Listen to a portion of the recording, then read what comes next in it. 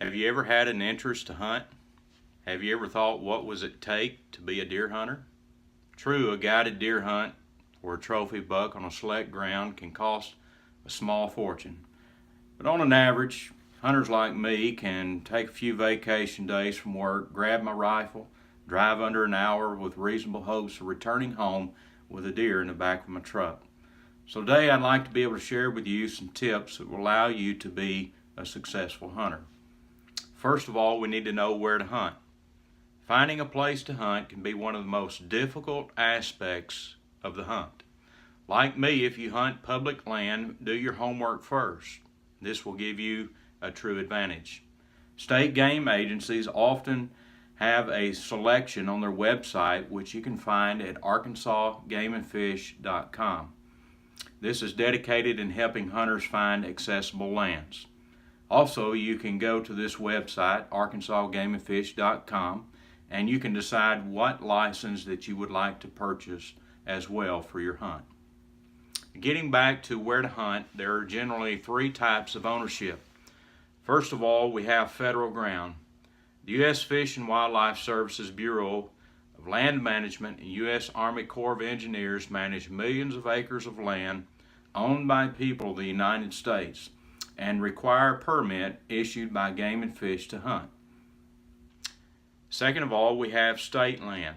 Most states own some amount of land in form of a state forest or wildlife management areas. And third, we have local land. This is my favorite. Any landowner that can give you permission to hunt, that will be less people involved, and as well deer populations will be least preserved. And once you have located your place to hunt, second of all, you need to know when to hunt. 3 days at the right time beat 3 weeks at the wrong. My preference of hunting is the early season, and not just because the weather is more comfortable. There is nothing like opening day of deer season. What are the advantages of opening day? Number one, deer have not yet been pressured by hunters.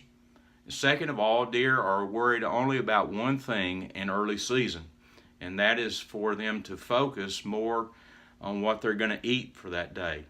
This will allow you to see their pattern travels to food plots more easily accessed. And third, the advantages of opening day, early season offers better opportunities to harvest that large buck.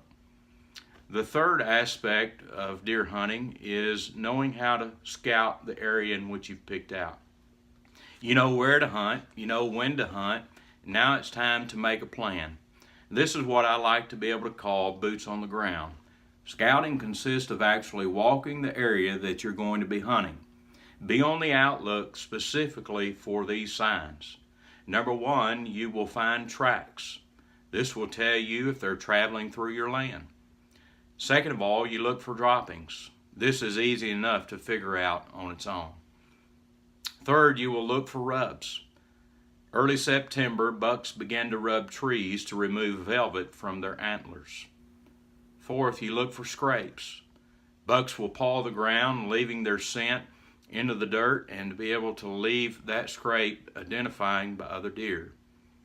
And fifth and finally, one of the greatest aspects of deer scouting is finding their bedding area. Bedding areas are key locations that are good for all evening hunts. Also, depending on weather, you will decide what hunting clothes that you will wear. Always remember that hunter orange is required, hat and vest, and this is for your own safety. As you can see in the display here today, I have the orange vest as well as the hat. Underneath you will find that there is a cold weather jacket that's made by Natural Gear. If you'd like a little bit more information on that, you can go to naturalgear.com. That's one of my favorite jackets and pants to wear during hunting season. Once you've scouted your hunting zone and you've decided on a tree stand or whether you're going to use a ground blind, and you decided if you're going to use rifle or shotgun or archery, sitting and waiting on opening day is the greatest evening of a hunter's life. What is the tips for a hunter to know after he's found and scouted the place.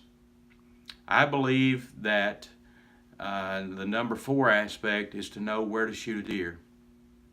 Shot placement can mean the difference between filling a tag and a very bad experience.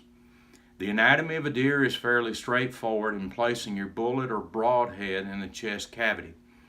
So if the deer is broadside to you, aim right behind the front shoulder. Knowing where to place your shot before you get into the tree stand will be a very beneficial tip for you.